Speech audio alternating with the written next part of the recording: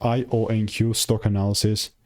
This is for Tuesday and onwards. Am I buying is the question, and I'm covering all that in this short 1-minute video, so watch till the end. IONQ is sitting at $41.88 and it is 5.7% down. The question is whether I'm buying or not next. And simple thing that I'll say is that yes, I'm looking to take things higher. Not that I'm gonna like randomly start buying, but more so waiting for the rules. And once the rules are met, then I'm pulling the trigger. But if you want to make, like, I've done 33,000 videos over the last 4 years and spent thousands of dollars on course and memberships.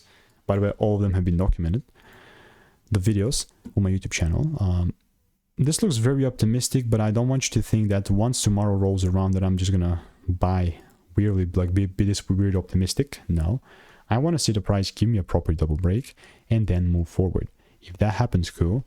If that doesn't happen, then it's also cool. I will just now force trade, you know, so that's how IONQ looks like.